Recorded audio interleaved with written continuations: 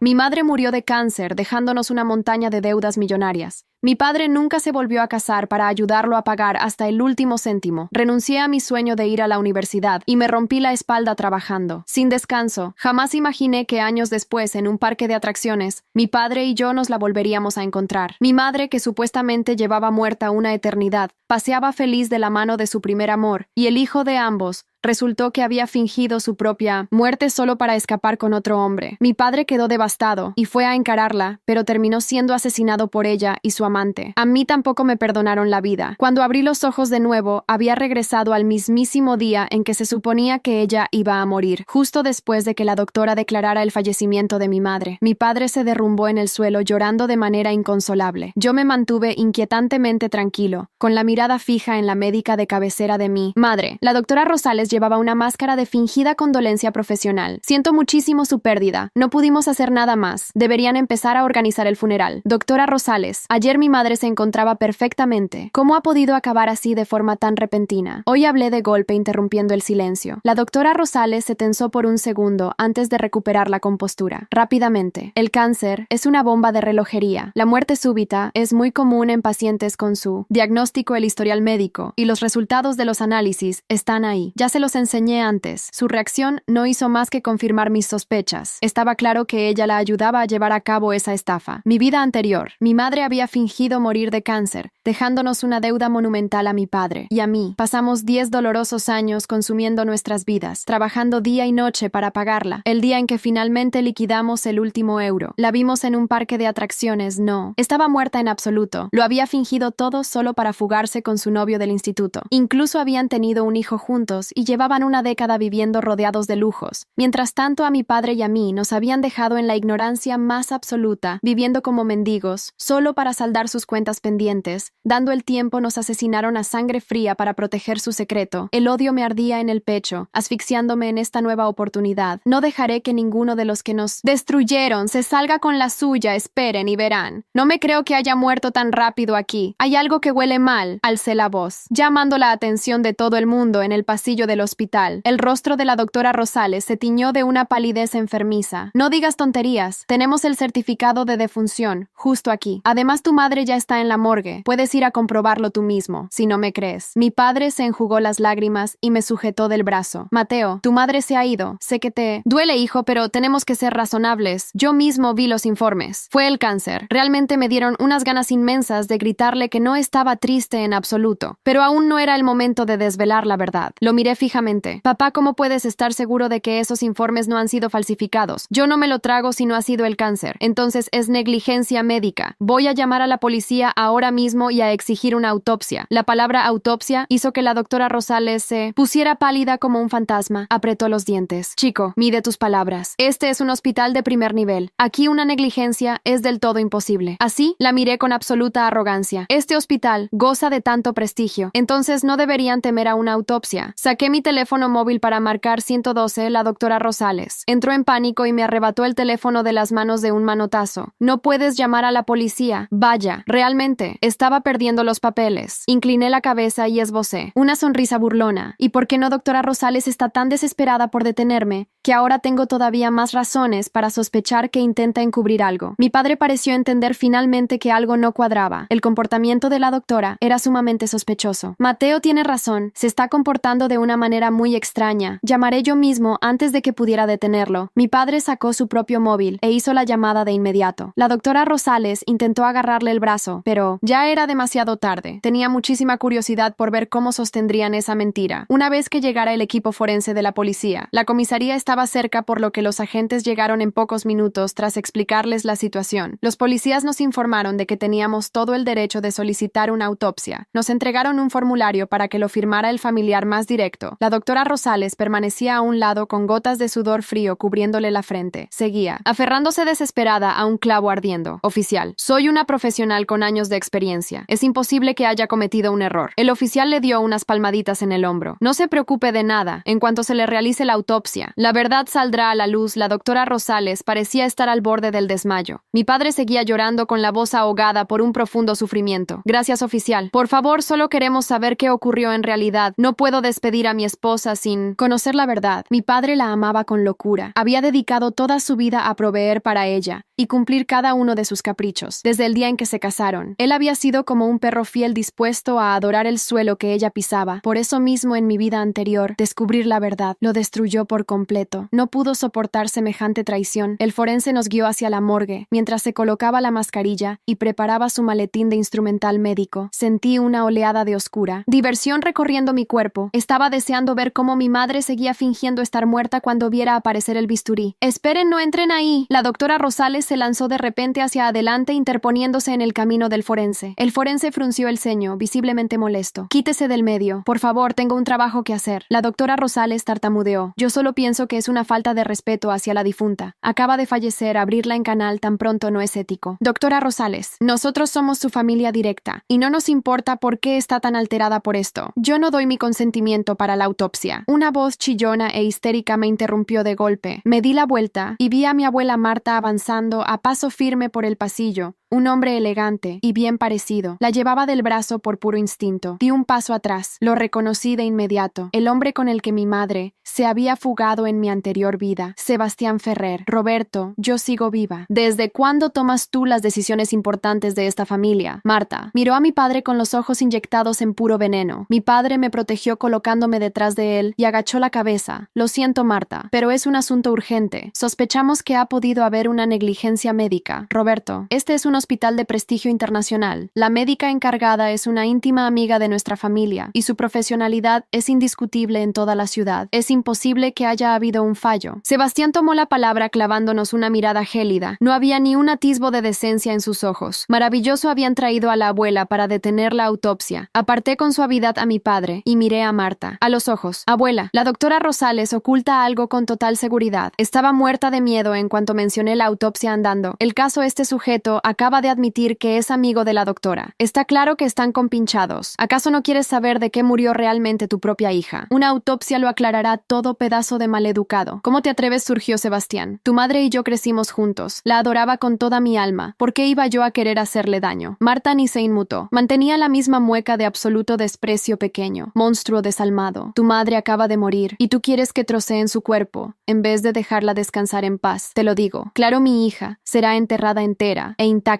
Alzó su bastón con la clara intención de golpearme. Fui lo bastante rápido como para esquivar el golpe. Mi padre se apresuró a protegerme. «Marta, Mateo no quería decir eso. Solo está conmocionado y quiere respuestas». Marta no escuchó una sola palabra, siguió insistiendo con terquedad obsesiva. «Nada de autopsias». Recibí un destello de triunfo en los ojos de Sebastián, y eso hizo que todo encajara en mi mente. Marta lo estaba encubriendo. ¿Significaba eso que ella también sabía que mi madre fingía estar muerta en mi vida pasada, justo después del funeral de mi madre? Marta se marchó, casualmente al extranjero, para someterse a un tratamiento médico, y jamás regresó. Toda esa maldita familia estaba compinchada en la estafa para arruinar a mi padre, y a mí sujeté con fuerza el brazo de mi padre. «Está bien, papá, si la abuela dice que no, entonces no habrá autopsia. Quizás me haya equivocado con la doctora Rosales». Los hombros de la doctora se relajaron al instante. Exhaló un colosal suspiro de alivio. «Me alegra que hayas entrado en razón, Mateo. Yo jamás le haría daño a tu madre». La ignoré por completo y miré fijamente a Marta. «Abuela, tienes razón, debe ser enterrada entera. Llevémosla hoy mismo a la antigua finca de campo de la familia y enterrémosla allá de inmediato». En cuanto pronuncié esas palabras, Marta y Sebastián se pusieron pálidos como folios en blanco. No creo que sea una buena idea», balbuceó Marta. Entorné los ojos desafiante. «¿Por qué no? ¿Acaso no quieres que reciba una sepultura adecuada?» «Pero si acabas de decir está bien», la interrumpió Sebastián, lanzándole una mirada de advertencia a Marta. «Mateo tiene razón. Deberíamos llevar el cuerpo de Elena a casa para darle sepultura. Nos llevamos el supuesto cuerpo de mi madre durante todo el trayecto. Insistí en viajar en la parte trasera del furgón fúnebre para velar por ella. Nadie logró hacerme cambiar de opinión, así que no les quedó más remedio que dejarme subir. Podía ver la mandíbula de Sebastián tensarse tanto que que parecía que sus dientes iban a romperse en cualquier momento. Seguramente su plan original era sacar a mi madre del ataúd en algún punto del camino, pero yo no pensaba darles la más mínima oportunidad de hacerlo. Se creían los más listos de la sala, pero no tenían la menor idea del infierno que les esperaba. Miré a mi madre tendida a mi lado. Tenía los ojos cerrados de par en par y la piel extrañamente pálida. Parecía un cadáver real, pero yo podía ver con total claridad el sutil aleteo de sus fosas nasales. Seguía respirando. Mamá, espera y verás. Voy a desmantelar tus mentiras. 1 por 1. En cuanto llegamos a la finca, insistí en que no podíamos enterrarla de inmediato, que debíamos mantenerla en un ataúd refrigerado en mitad del salón durante unos días, para velar y rezar por su alma. Marta y Sebastián parecían a punto de estallar de la rabia. No podemos hacer eso, objeto. Sebastián, le clavé la mirada. Pensaba que la querías tanto. ¿Acaso no deseas que su alma encuentre la paz eterna? Con eso lo callé por completo. No tuvo más remedio que ceder ante mi exigencia. Simulé una sonrisa mientras colocaban a mi madre dentro del ataúd refrigerado. Me reí para mis adentros. Ay, mamá, vas a sufrir de lo lindo por esto. Estamos en pleno invierno.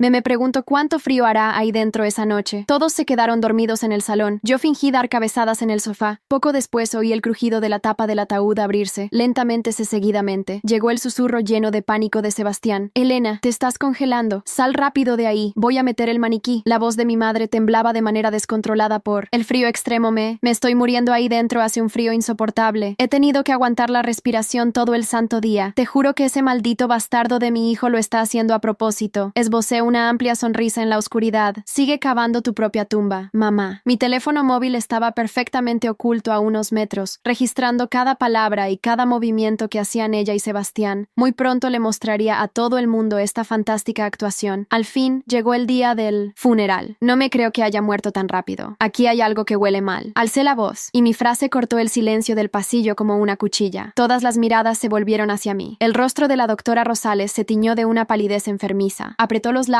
intentando mantener la compostura. No digas tonterías, Mateo. Tenemos el certificado de defunción justo aquí. Sacó un papel de la carpeta, sosteniéndolo con los dedos temblorosos. Además, tu madre ya está en la morgue. Puedes ir a comprobarlo tú mismo si no me crees. Mi padre se enjugó las lágrimas y me sujetó del brazo, la voz ronca de tanto llorar. Mateo, tu madre se ha ido. Sé que te duele, hijo, pero tenemos que ser razonables. Yo mismo vi los informes. Fue el cáncer, realmente. Lo miré con una calma que ni yo mismo reconocía. Por dentro, quería gritar. Quería sacudirlo por los hombros y contárselo todo. Quería decirle que ella estaba viva, que todo era mentira, que ella nos había destruido. Pero aún no era el momento. Respiré hondo y lo miré de vuelta. Papá, ¿cómo puedes estar seguro de que esos informes no han sido falsificados? Él parpadeó, confundido. Yo no me lo trago. Si no ha sido el cáncer, entonces es negligencia médica. Voy a llamar a la policía ahora mismo y a exigir una autopsia. La palabra autopsia hizo que la doctora Rosales se pusiera pálida como un fantasma. Apretó los dientes, los ojos entrecerrados. Chico, mide tus palabras. Este es un hospital de primer nivel. Aquí, una negligencia es del todo imposible. La miré con absoluta arrogancia. ¿Este hospital goza de tanto prestigio? Entonces no deberían temer a una autopsia. Saqué mi teléfono móvil del bolsillo y empecé a marcar el número de emergencias. La doctora Rosales entró en pánico. Con un golpe rápido, me arrancó el teléfono de las manos. No puedes llamar a la policía. Realmente estaba perdiendo los papeles. Incliné la cabeza y esbocé una sonrisa burlona. ¿Y por qué no, doctora Rosales? Está tan desesperada por detenerme que ahora tengo todavía más razones para sospechar que intenta encubrir algo. Mi padre pareció entender finalmente que algo no cuadraba.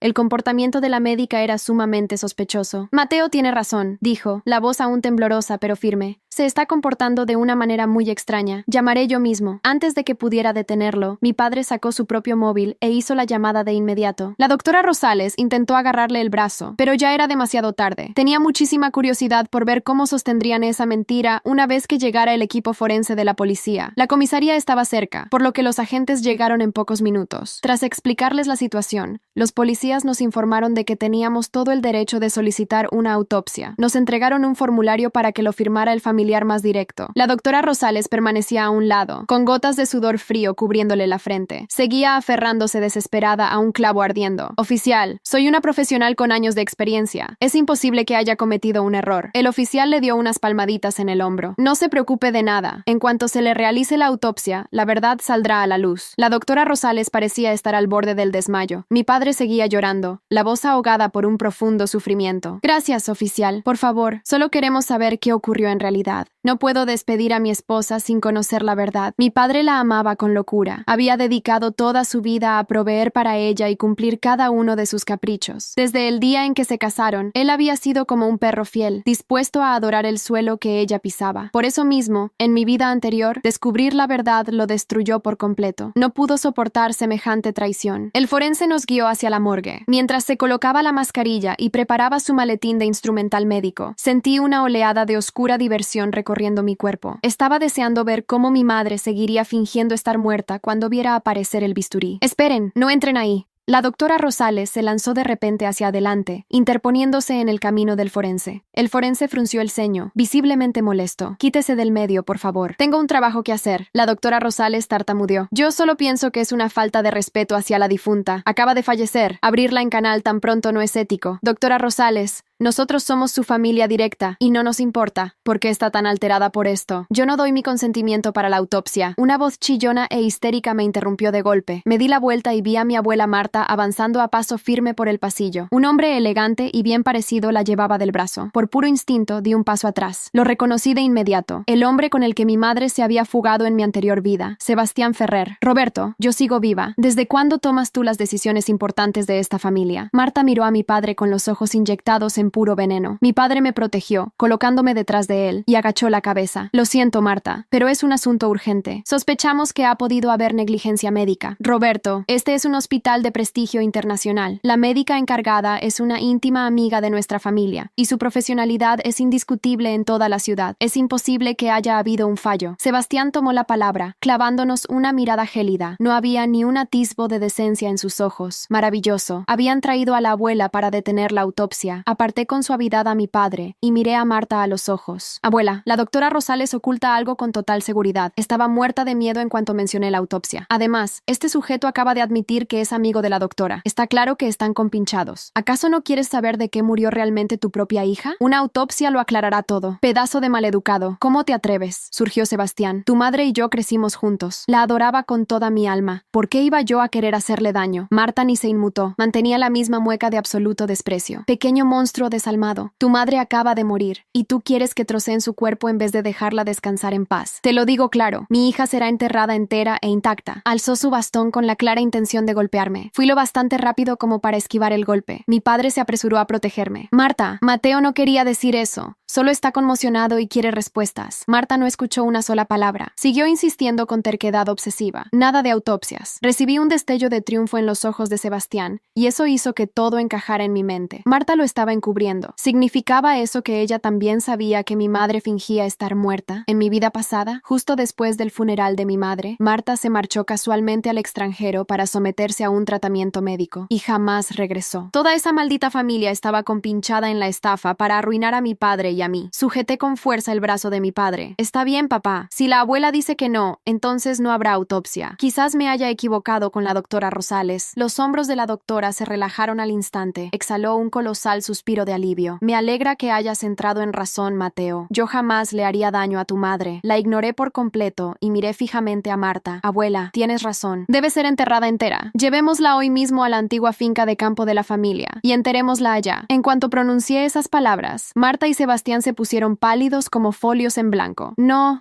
creo que sea una buena idea», balbuceó Marta. Entorné los ojos desafiante. «¿Por qué no? ¿Acaso no quieres que reciba una sepultura adecuada? Pero si acabas de decir, está bien», me interrumpió. Sebastián completó, lanzándole una mirada de advertencia a Marta. «Mateo tiene razón. Deberíamos llevar el cuerpo de Elena a casa para darle sepultura. Nos llevamos el supuesto cuerpo de mi madre. Durante todo el trayecto, insistí en viajar en la parte trasera del furgón fúnebre para velar por ella. Nadie logró hacerme cambiar de opinión, así que no les quedó más remedio que dejarme subir. Podía ver la mandíbula de Sebastián tensarse tanto que parecía que sus dientes iban a romperse en cualquier momento. Seguramente su plan original era sacar a mi madre del ataúd en algún punto del camino, pero yo no pensaba darles la más mínima oportunidad de hacerlo. Se creían los más listos de la sala, pero no tenían la menor idea del infierno que les esperaba. Miré a mi madre tendida a mi lado. Tenía los ojos cerrados y la piel extrañamente pálida. Parecía un cadáver real, pero yo podía ver con total claridad el sutil aleteo de sus fosas nasales. abdominales. Seguía respirando. Mamá, espera y verás. Voy a desmantelar tus mentiras una por una. En cuanto llegamos a la finca, insistí en que no podíamos enterrarla de inmediato. Debemos mantenerla en un ataúd refrigerado en mitad del salón durante unos días para velar y rezar por su alma. Marta y Sebastián parecían a punto de estallar de rabia. No podemos hacer eso, objetó Sebastián. Le clavé la mirada. Pensaba que la querías tanto. ¿Acaso no deseas que su alma encuentre la paz eterna? Con eso lo callé por completo. No tuvo más remedio que ceder ante mi exigencia. Simulé una sonrisa mientras colocaban a mi madre dentro del ataúd refrigerado. Me reí para mis adentros. Ay, mamá, vas a sufrir de lo lindo por esto. Estamos en pleno invierno. Me pregunto cuánto frío hará ahí dentro. Esa noche todos se quedaron dormidos en el salón. Yo fingí dar cabezadas en el sofá. Poco después oí el crujido de la tapa del ataúd abrirse lentamente. A continuación llegó el susurro lleno de pánico de Sebastián. Elena, te estás congelando. Sal rápido de ahí. Voy a meter el maniquí. La voz de mi madre temblaba de manera descontrolada por el frío extremo. Me estoy muriendo ahí dentro. Hace un frío insoportable. He tenido que aguantar la respiración todo el santo día. Te juro que ese maldito bastardo de mi hijo lo está haciendo a propósito. Esbocé una amplia sonrisa en la oscuridad. Sigue cavando tu propia tumba, mamá. Mi teléfono móvil estaba perfectamente oculto a unos metros, registrando cada palabra y cada movimiento que hacían ella y Sebastián. Muy pronto le mostraría a todo el mundo esta fantástica actuación. La segunda noche fue peor. Elena empezó a toser. Un sonido seco, contenido, que resonaba en el silencio de la finca como un martillo. Sebastián se acercó al ataúd, pálido. Elena, tienes que aguantar una noche más. Mañana por la mañana saco el maniquí y te llevo al coche. No puedo más, Sebastián. Mis dedos están azules. No lo siento. Creo que me voy a morir de verdad aquí dentro. No digas estupideces. Solo tienes frío. Tú me metiste en esto. Tú me prometiste que sería fácil. Baja la voz, maldita sea. Si tu hijo nos oye, ese maldito mocoso lo está haciendo a propósito. Lo sé. Siempre fue un desalmado, igual que su padre. Sebastián guardó silencio. Yo sonreí en la oscuridad. Seguían cavando su propia tumba. La tercera noche, las cosas se pusieron interesantes. Oí pasos sigilosos en el pasillo. No eran de Sebastián. Era Marta. La vieja caminaba con su bastón, deteniéndose frente al ataúd. Elena, sé que estás ahí dentro. Sé que me oyes. Silencio. Tu hijo nos está jugando una mala pasada, pero no te preocupes. Mañana te sacamos de aquí. Abuela, la voz de Elena salió débil, quebrada por el frío. Sácame ahora. Por favor. No puedo, cariño. Tu hijo está despierto. Lo vi en el sofá hace un rato. Entonces despierta a Roberto. Dile la verdad. No, tu padre no puede saberlo. Nunca. ¿Y por qué, abuela? ¿Por qué le estamos haciendo esto? Marta suspiró. Porque tu padre es un idiota, Elena. Siempre lo fue. Si supiera que fingiste tu muerte, se derrumbaría. Y nosotros necesitamos que siga pagando las deudas. Pero las deudas son mías, abuela. Mías y de Sebastián. Exacto. Y si tu padre deja de pagar, nosotros perdemos todo. Así que aguanta un poco más. Mañana te sacamos. Marta se alejó. Yo abrí los ojos en la oscuridad. Así que eso era. Marta no solo sabía que mi madre fingía estar muerta. Marta era la arquitecta de toda la estafa. Ella había planeado todo. Las deudas, la fuga, la muerte falsa. Todo para seguir exprimiendo a mi padre. Y Sebastián no era más que su peón. Sentí una calma helada recorrerme. Ya no era solo mi madre la que iba a pagar. Era toda la maldita familia. La cuarta noche fue la última. Sebastián entró en el salón con un maniquí bajo el brazo. Vamos, Elena. Sal de ahí. Es hora. Mi madre salió del ataúd temblando. Los labios azulados, los ojos hundidos. Por fin.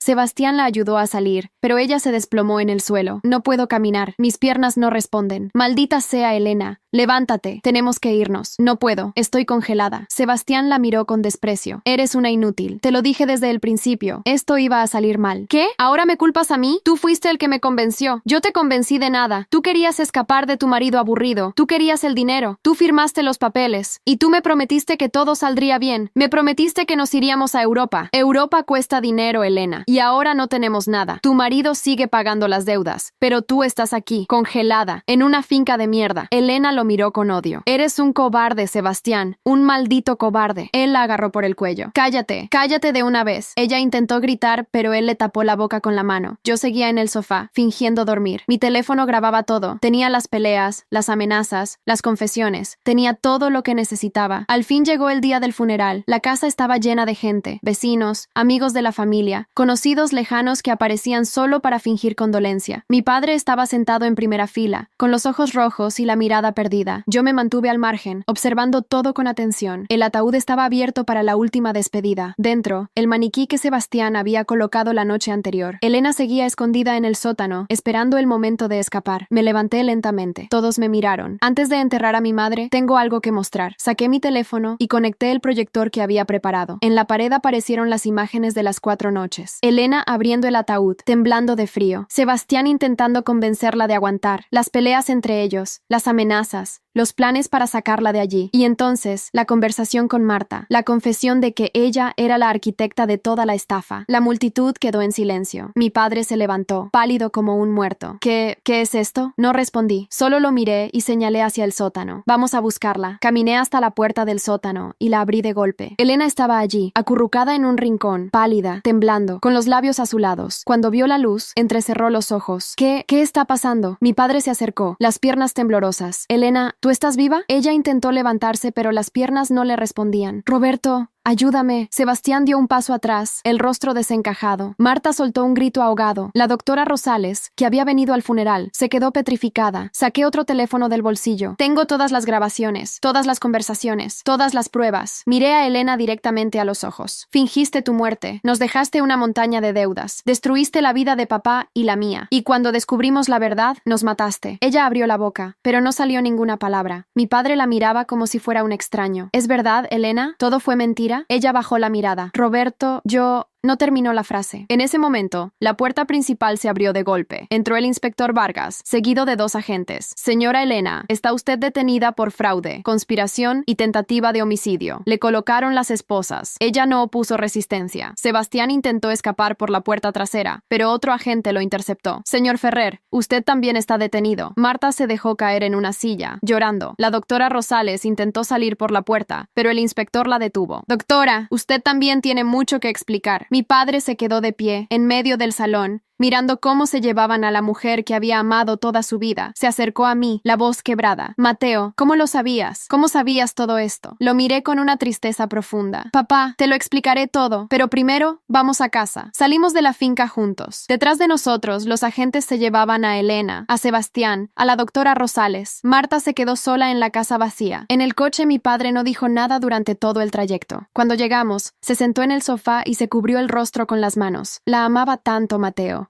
La amaba con todo mi corazón. Me senté a su lado. Lo sé, papá. Lo sé. ¿Por qué, hijo? ¿Por qué hizo esto? Respiré hondo. Porque nunca te amó de verdad, papá. Solo quería tu dinero. Y cuando se cansó, fingió morir para escapar con otro. Él cerró los ojos, las lágrimas cayendo por sus mejillas. 10 años, Mateo. 10 años de sufrimiento. Y todo fue mentira. Ya terminó, papá. Ahora estamos libres. Él asintió, pero no dijo nada más. Esa noche, me quedé despierto hasta tarde. Miré por la ventana, hacia el cielo estrellado. En mi vida anterior, había muerto en ese parque de diversiones, con el sonido de la risa de mi madre en los oídos, pero ahora estaba aquí, vivo, y había ganado. Al día siguiente, fui a la universidad. Me inscribí en la Facultad de Medicina. Era el sueño que había renunciado hacía 10 años. Mi padre me acompañó, orgulloso. Estoy orgulloso de ti, hijo. Sonreí. Y yo de ti, papá. La vida seguía. Las deudas se cancelaron. La casa se vendió para pagar lo poco que quedaba. Empezamos de cero, pero esta vez, juntos. Y esta vez, libres. Meses después, recibí una carta de la prisión. Era de Elena. La abrí con manos temblorosas. Mateo, sé que no merezco tu perdón,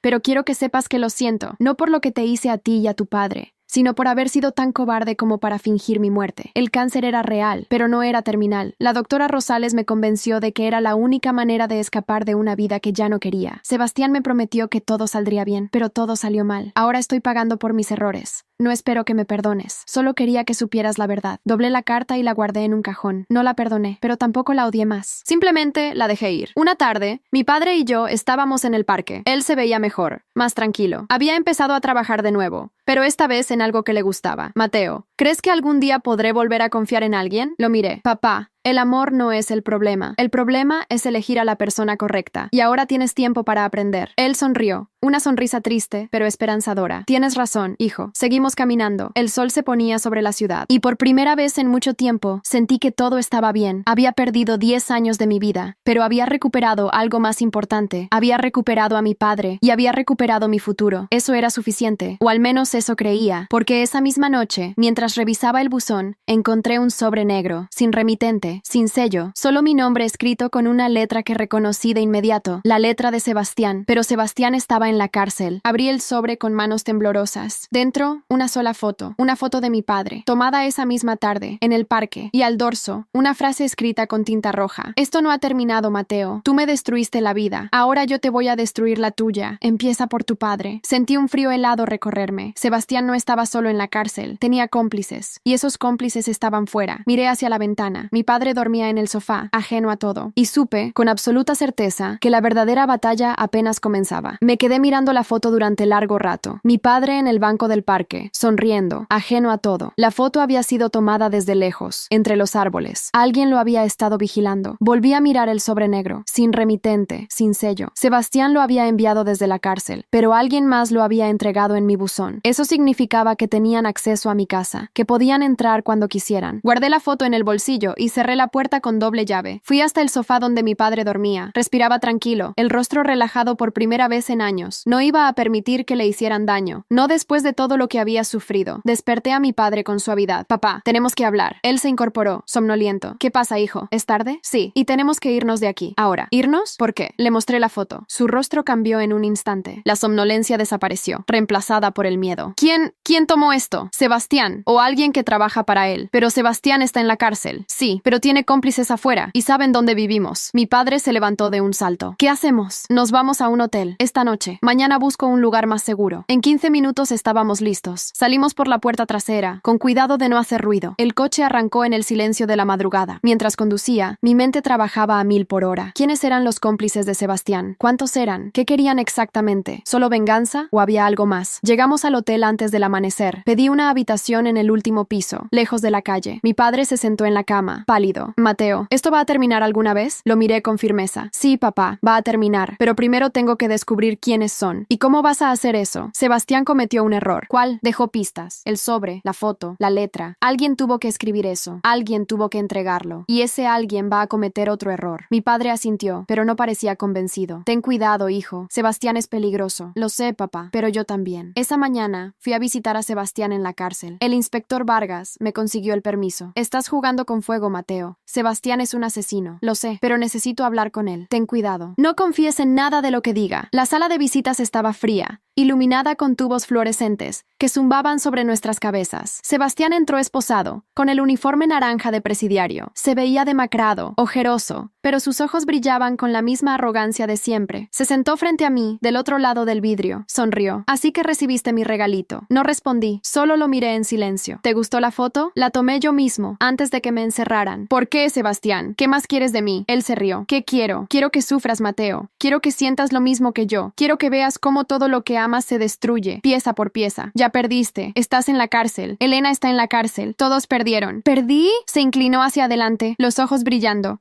Todavía no, mocoso, todavía no. ¿De qué estás hablando? ¿Crees que estoy solo? ¿Crees que Elena y yo hicimos todo esto sin ayuda? Sentí un frío en la espalda. ¿Quiénes son? Sebastián sonrió aún más. Eso es lo divertido, Mateo. No lo sabes. Nunca lo supiste. Dímelo. No, prefiero que vivas con la paranoia, que mires a cada persona que se acerque a tu padre y te preguntes, ¿es uno de ellos? ¿Va a hacerle daño? Me levanté, furioso. Eres un cobarde, Sebastián. Un maldito cobarde. Y tú eres un ingenuo. Crees que ganaste, pero apenas empieza el juego. Salí de la sala de visitas con el corazón acelerado. Tenía razón en una cosa. No sabía quiénes eran los cómplices, pero iba a descubrirlo. Esa tarde fui a ver al inspector Vargas. Necesito ayuda. Sebastián tiene cómplices afuera. Amenazaron a mi padre. Vargas me miró con seriedad. ¿Estás seguro? Completamente. Él mismo lo admitió. Bien, vamos a investigar. Pero necesito que me des todo lo que tengas. El sobre, la foto, cualquier detalle. Le entregué todo. Vargas lo examinó con atención. El papel es común, la tinta también. Pero la letra es de mujer. ¿De mujer? Sí, fíjate en las curvas, en la forma de las letras. Es una caligrafía femenina. Sentí un vuelco en el estómago. ¿Elena? No, Elena escribe diferente. La vi en los documentos. Esta es otra persona. ¿Quién? Eso es lo que vamos a averiguar. Esa noche no dormí. Me quedé despierto, pensando. ¿Quién más estaba involucrado? ¿Quién más sabía la verdad? Y entonces recordé Recordé algo. El día del funeral, cuando proyecté los videos, la doctora Rosales había intentado escapar, pero antes de que el inspector la detuviera, había visto algo. Había visto a alguien en la multitud, alguien que no debería estar allí, alguien que había reconocido de mi vida anterior, la secretaria de la doctora Rosales, Laura. Ella había estado en el funeral y había desaparecido justo antes de que la policía llegara. ¿Coincidencia? No lo creía. A la mañana siguiente, fui al hospital. Necesitaba hablar con Laura. La recepcionista me miró con desconfianza. ¿Quién es usted? Soy Mateo, el hijo de Elena. Necesito hablar con Laura, la secretaria de la doctora Rosales. La recepcionista frunció el ceño. Laura no trabaja aquí. ¿Cómo que no? La vi en el funeral hace 2 días. Laura renunció hace una semana, justo después de que la doctora Rosales fuera arrestada. ¿Sabe dónde puedo encontrarla? No dejó dirección. Salí del hospital con más preguntas que respuestas. Laura había renunciado justo después del arresto. ¿Por qué? ¿Qué sabía ella? Esa tarde recibí una llamada de un número desconocido. Contesté. ¿Mateo? Era una voz de mujer, joven, nerviosa. Sí, soy yo. ¿Quién eres? Soy Laura, la secretaria de la doctora Rosales. Te estaba buscando. Lo sé, y necesito verte. Pero no en un lugar público. ¿Dónde? En el cementerio. Esta noche, a las 10. ¿Por qué en el cementerio? Porque allí es donde enterraron a tu madre. Y porque allí es donde nadie nos verá. Colgó antes de que pudiera responder. Me quedé mirando el teléfono, el corazón acelerado. ¿Era una trampa? ¿O Laura realmente sabía algo? Decidí ir, pero no solo. Llamé al inspector Vargas. Inspector, necesito ayuda esta noche. ¿Qué pasa? Laura, la secretaria de la doctora Rosales, me citó en el cementerio. Creo que sabe algo. Bien, iré contigo, pero ten cuidado. Puede ser una trampa. Lo sé. Esa noche, llegué al cementerio antes de las 10. El inspector Vargas ya estaba allí, escondido entre las tumbas. Esperé. A las 10 en punto, vi una figura acercándose. Era una mujer joven, delgada, con el cabello oscuro. Laura. Se acercó con cautela, mirando a todos lados. Mateo. Laura, ¿qué sabes? Ella respiró hondo. Sé que tu madre fingió su muerte. Sé que la doctora Rosales la ayudó. Y sé que hay alguien más involucrado. ¿Quién?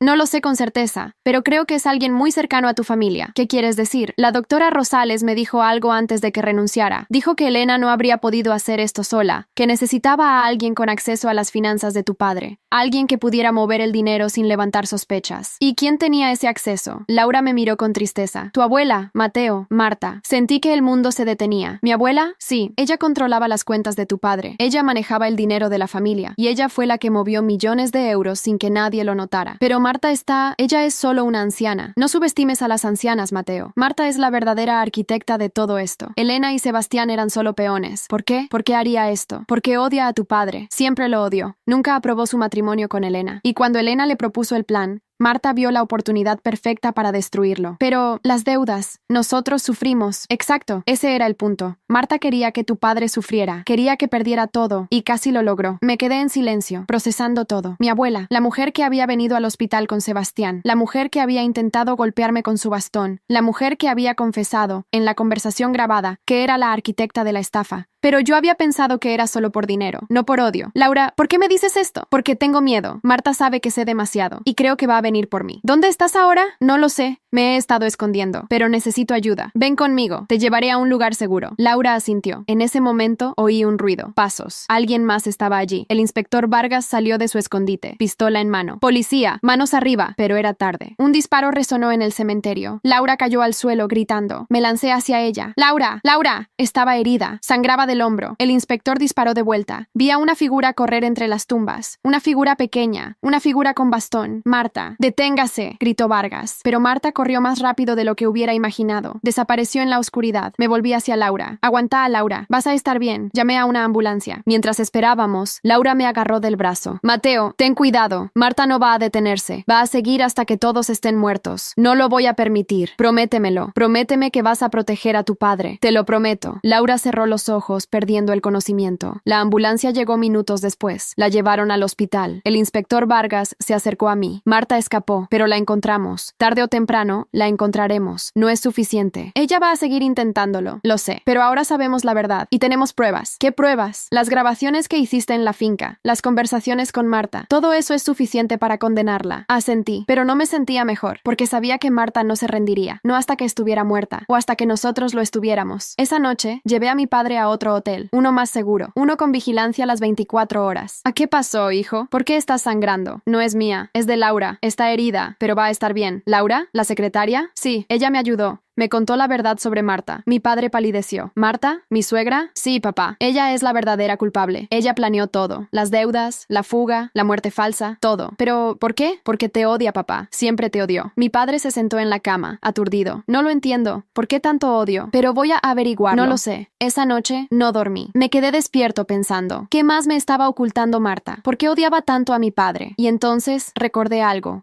que mi padre me había contado una vez, hace muchos años. Algo sobre el pasado de Marta, algo que había olvidado. Hasta ahora, mi padre me había dicho que Marta había estado casada antes, con un hombre que había desaparecido misteriosamente, un hombre que nunca había sido encontrado. Y que después de eso, Marta se había vuelto fría, dura, despiadada. ¿Y si ese hombre no había desaparecido? ¿Y si mi padre sabía algo? ¿Y si Marta lo había odiado todos estos años porque creía que él tenía la culpa? Necesitaba respuestas, y las iba a encontrar. A la mañana siguiente, fui a ver a Marta. Sabía dónde vivía, en la misma finca donde habíamos velado a mi madre. Llegué antes del amanecer. La casa estaba en silencio. Toqué la puerta. Nadie respondió. Toqué de nuevo. Oh, Marta, sé que estás ahí. Silencio. Intenté abrir la puerta. Estaba cerrada con llave, pero entonces vi algo. Una ventana abierta en el segundo piso. Subí por la escalera exterior. Entré por la ventana. La casa estaba vacía, pero había señales de que alguien había empacado apresuradamente. Ropa tirada en el suelo, papeles esparcidos por la mesa, y en el centro de la sala, un sobre, con mi nombre. Lo abrí con manos temblorosas. Dentro, una carta y una foto. La foto era de un hombre, joven, sonriente, el primer esposo de Marta. Y al dorso de la foto, una frase escrita con la misma letra que había visto en la carta de Sebastián. Tu padre lo mató, Mateo, y ahora yo te voy a hacer pagar por eso. Sentí un frío helado recorrerme. Mi padre no solo había sido engañado por su esposa, también había sido acusado de un crimen que quizás no había cometido. Y ahora, Marta iba a destruirnos a los dos, por venganza, por odio, por una verdad que quizás nunca conocería. Pero antes de que pudiera pensar más, oí un ruido. Pasos. Alguien más estaba en la casa. Me escondí detrás de la cortina y esperé. La puerta principal se abrió y entró una figura que reconocí de inmediato. No era Marta, era alguien mucho peor. Alguien que no debería estar allí. Alguien que había muerto. O al menos eso creíamos. Mi madre, Elena, viva y armada. Llegamos a la cabaña al amanecer. Era una construcción antigua, de madera, rodeada de pinos. El lugar estaba en silencio. Demasiado silencio. Papá, quédate aquí. Voy a entrar primero. No, Mateo, voy contigo. No, si algo sale mal, quiero que estés a salvo. No voy a perderte también. Lo miré con firmeza. No me vas a perder. Confía en mí. Mi padre asintió, aunque no parecía convencido. Me acerqué a la puerta de la cabaña. Estaba entreabierta. La empujé con cuidado. Dentro, todo estaba oscuro. Pero entonces, vi una luz, una vela, en el centro de la sala. Y sentada frente a la vela, estaba Marta. Llegaste, sonriendo. Mateo, te estaba esperando. ¿Dónde está Carlos? Carlos está muerto, Mateo. Murió hace 30 años. Lo sé. Y sé que tú lo mataste. Marta se rió. Sí, lo maté. Y tu padre me ayudó a esconder el cuerpo. ¿Por qué? Porque Carlos me iba a dejar. Iba a divorciarse de mí. Y yo no podía permitirlo. Así que lo mataste. Sí, y tu padre lo vio. Y no dijo nada. ¿Y por qué destruiste nuestras vidas? ¿Por qué las deudas? ¿Por qué la muerte falsa de Elena? Marta se levantó de la silla, los ojos brillando con locura. Porque tu padre me robó 30 años de paz. Viví sabiendo que él podía denunciarme en cualquier momento. Cada día de mi vida fue una sombra de miedo. Y cuando Elena me propuso el plan, vi la oportunidad perfecta. Quería que él sintiera lo mismo que yo. Quería que perdiera todo, que sufriera, que muriera por dentro, tal como yo morí cuando Carlos se fue. Pero Carlos no te amaba, Marta. Él quería escapar de ti. ¡Cállate!, gritó ella, sacando un arma del bolsillo. No sabes nada del amor. No sabes nada del dolor. Apuntó el arma hacia mi padre. Vas a morir aquí, Roberto, en el mismo lugar donde murió Carlos. Y tu hijo va a verlo. No, Marta, dije dando un paso adelante. Tú vas a detenerte ahora. Marta me miró con sorpresa. ¿Tú? ¿Un mocoso como tú va a detenerme? Sí, porque la policía está afuera y están escuchando todo. Marta palideció. ¿Qué? Sí, el inspector Vargas me ayudó. Grabamos toda la conversación, tus confesiones, todo. En ese momento la puerta se abrió de golpe. El inspector Vargas entró, seguido de varios agentes. Marta está detenida por el asesinato de Carlos y por conspiración. Marta intentó escapar, pero los agentes la sujetaron. Suéltenme, no pueden hacerme esto. Sí podemos, dijo Vargas, y lo estamos haciendo. Se llevaron a Marta esposada. Mi padre se dejó caer en una silla, llorando. Gracias, hijo, gracias por salvarme. No te salvé, papá, solo te di una oportunidad de redimirte. Lo sé, y te lo agradezco. Salí de la cabaña. El sol estaba saliendo sobre las montañas, y por primera vez en mucho tiempo, sentí que todo había terminado. De verdad. Meses después, la vida había encontrado un nuevo ritmo. Marta fue condenada a cadena perpetua por el asesinato de Carlos y por toda la conspiración contra nosotros. Elena y Sebastián recibieron penas menores,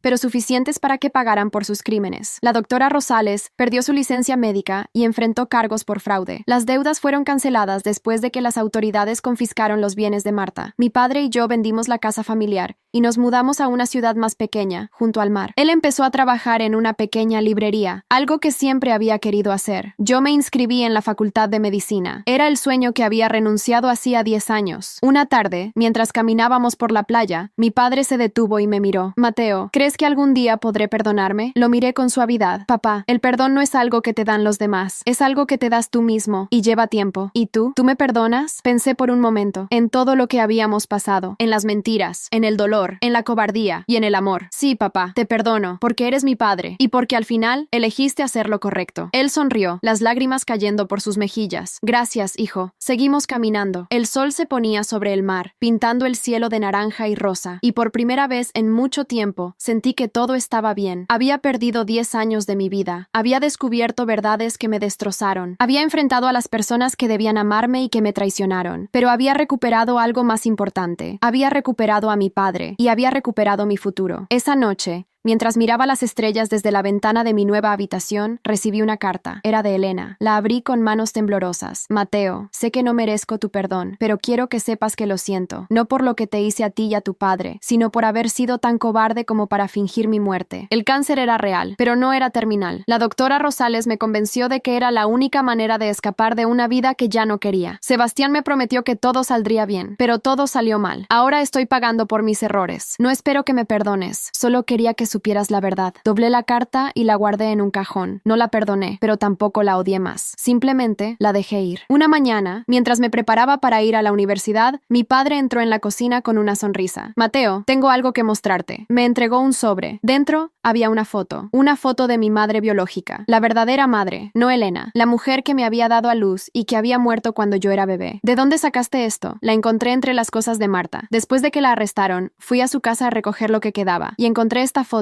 junto con una carta. ¿Una carta? Sí, era para ti, pero nunca te la entregó. Abrí la carta con manos temblorosas. Mateo, si estás leyendo esto, significa que ya no estoy. Quiero que sepas la verdad. Yo soy tu madre biológica. Elena no pudo tener hijos, así que me pagaron para que te diera a luz. Después del parto, morí por complicaciones, pero antes de morir, le escribí esta carta a tu padre, Roberto. Él me encontró en el hospital, moribunda. Le pedí que te cuidara, que te amara como si fueras suyo. Y él lo hizo. Te amó más que a nada en el mundo. Elena nunca te amó de verdad, pero Roberto sí, y eso es lo único que importa. Dejé caer la carta. Las lágrimas corrían por mis mejillas. Mi padre me abrazó. Lo siento, hijo. Debí haberte dicho la verdad hace mucho tiempo. No, papá, no lo sientas. Tú me amaste. Tú me criaste. Tú eres mi padre. Y eso es lo único que importa. Nos quedamos abrazados durante largo rato. Y supe, con absoluta certeza, que todo había valido la pena. Había perdido a mi madre biológica. Había sido traicionado por Elena. Había descubierto verdades que me destrozaron. Pero había ganado algo más importante. Había ganado un padre que me amaba de verdad y había ganado mi propia vida. Esa noche, mientras miraba las estrellas, supe que el futuro era incierto, pero por primera vez en mucho tiempo no tenía miedo, porque tenía a mi padre, tenía mi futuro y tenía la verdad, y eso era suficiente.